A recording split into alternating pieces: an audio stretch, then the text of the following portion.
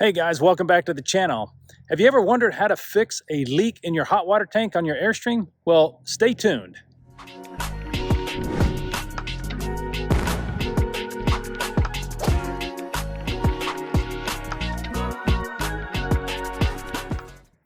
So guys, when I bought my Airstream, I had it inspected and I was informed that I had a leak at the water heater plug.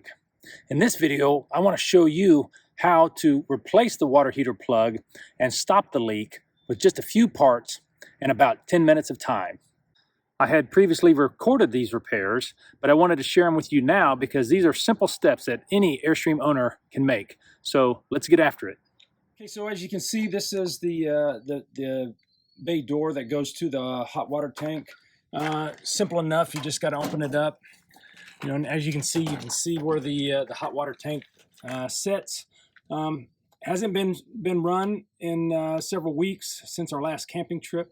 So there's going to be water still inside of the tank, but we'll go ahead and open up the pressure relief valve to go ahead and let out any pressure that may be in there, which there isn't any, which I didn't expect because, like I said, it hasn't been used in several weeks. But as you can see right here is the water heater plug that we're going to go ahead and replace. It's, as you can tell, it looks pretty old. Doesn't look like it's been replaced in quite a while. And you can even see down here a little bit of hard water deposits. It looks like a slow drip has been forming from that plug, and just a little bit of water has been running down here. And that's what the inspector had showed me whenever he was doing the inspection on the RV before we purchased it. Went ahead and got on Amazon, ordered some replacement plugs. There's several kinds you can buy. You can buy kind of no-name brand. They're more of a nylon plug, similar to this one here. But what I ended up purchasing, and I'll show you here, is this actual OEM plug from Atwood Dometic. It is more of a PVC pipe plug, a little bit harder plastic than what is currently in here, which is more of the nylon softer plastic. So I'm hoping that maybe this one here will give me a little bit longer longevity, but you know, my intent is to replace these plugs every year whenever I winterize the hot water tank and get ready for storage. But with that said, we'll go ahead and get started. So in addition to opening up the pressure relief valve on the hot water tank, I also like to come into the camper and open up the one of the faucets here. Just turn it to open, just to let any pressure out that may be in the air lines. But as you can see, there's not anything in here. So I think we'll be good to go. So we'll go out there, open up the, take out the plug and replace it, and we'll be done here in about 5 minutes. All right, so we've already got the pressure relief valve opened up, but now it's just a matter of getting your adjustable crescent wrench in here, loosening up this old plug, which a little bit challenging. I mean, I'm sure there's other tools you could use, but all I've got with me right now is this adjustable crescent wrench. So I've got it loosened up. Let me see if I can twist it by my fingers yet. If not, yep, there it goes. So it's just going to untwist out of here. Be a little bit of water that's going to come out. Yep, there it goes. And as you can see, there's probably going to be about 6 gallons of water that's going to come running out of this, but that's okay.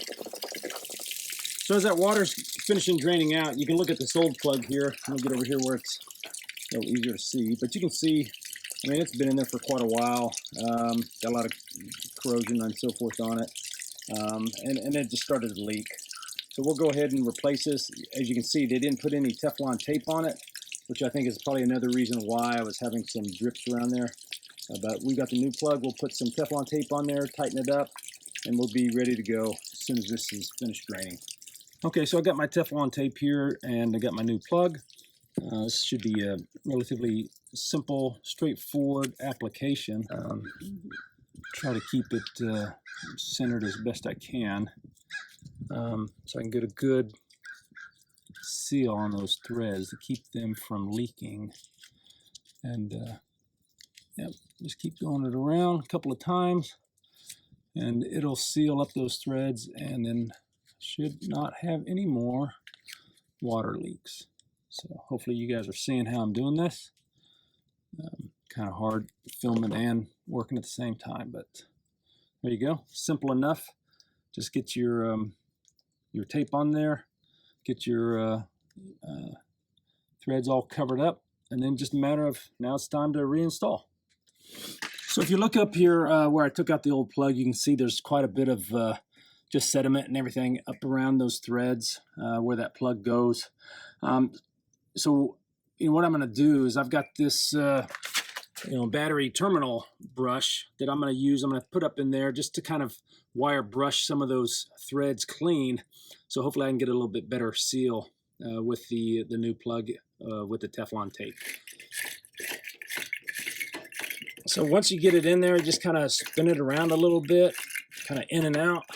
That hopefully will kind of clean up some of those threads. You can see some of that debris wanting to kind of come off of there. But it's just a matter of just trying to get those threads cleaned up. A little bit of old, I don't know what that is on there, but got it off. Okay, so now that we've got this all kind of cleaned up and everything, I'm just going to take a rag, just kind of stick my finger up in there real good, kind of wipe it out, make sure there's not any other gunk or funk or anything up in there. Just make sure everything's good and clean, ready to put the new plug in, and we'll just tighten her down and should be good to go. Kind of wipe some of this up a little bit too.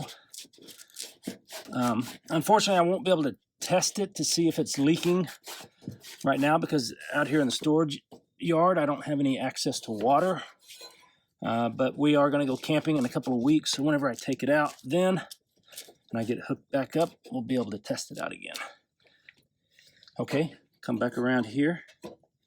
Get the plug up here, and again, just a little bit of a tight fit, but using 2 fingers, should be able to get that started. So as you can see, again, it kind of difficult getting in here with the tools, but you just got to kind of be patient with your wrench around in different angles. Okay, I think we get just one last turn on there.